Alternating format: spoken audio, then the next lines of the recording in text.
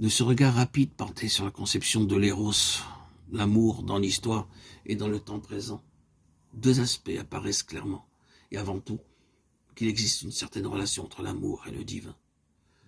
L'amour promet l'infini, l'éternité, une réalité plus grande et totalement autre que le quotidien de notre existence. Mais il est apparu en même temps que le chemin vers un tel but ne consiste pas simplement à se laisser dominer par l'instinct. Des purifications et des maturations sont nécessaires. Elles passent aussi par la voie du renoncement. Ce n'est pas le refus de l'éros, ce n'est pas son empoisonnement, mais sa guérison en vue de sa vraie grandeur. Cela dépend avant tout de la constitution de l'être humain, à la fois corps et âme. L'homme devient vraiment lui-même quand le corps et l'âme se trouvent dans une profonde unité. Le défi de l'éros est vraiment surmonté lorsque cette unification est réussie. Si l'homme aspire à être seulement esprit et qu'il veut refuser la chair comme étant un héritage simplement animal, alors l'esprit et le corps perdent leur dignité. Et si, d'autre part, il renie l'esprit et considère donc la matière, le corps comme la réalité exclusive, il perd également sa grandeur.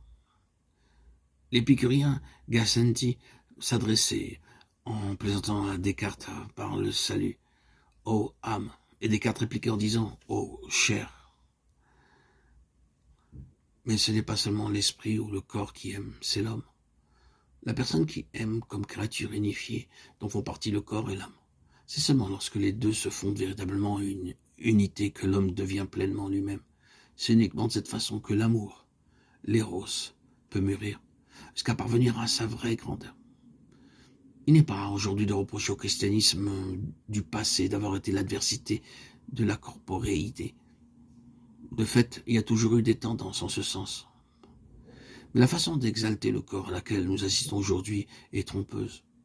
L'éros rabaissé simplement au sexe devient une marchandise, une simple chose que l'on peut acheter et vendre. Plus encore, l'homme devient une marchandise.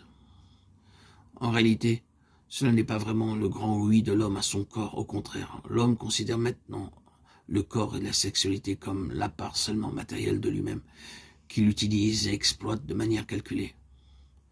Une part d'ailleurs qu'il ne considère pas comme un espace de sa liberté, mais comme quelque chose que lui, à sa manière, tente de rendre à la fois plaisant et inoffensif. En réalité, nous nous trouvons devant une dégradation du corps humain qui n'est plus intégré dans le tout de la liberté de notre existence, qui n'est plus l'expression vivante de la totalité de notre être, mais qui se trouve comme cantonné au domaine purement biologique.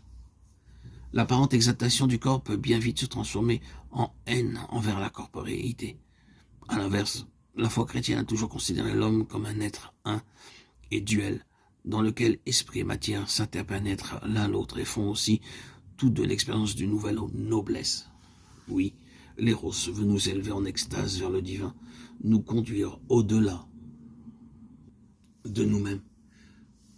Mais c'est précisément pourquoi est requis un chemin de montée, de renoncement, de purification et de guérison.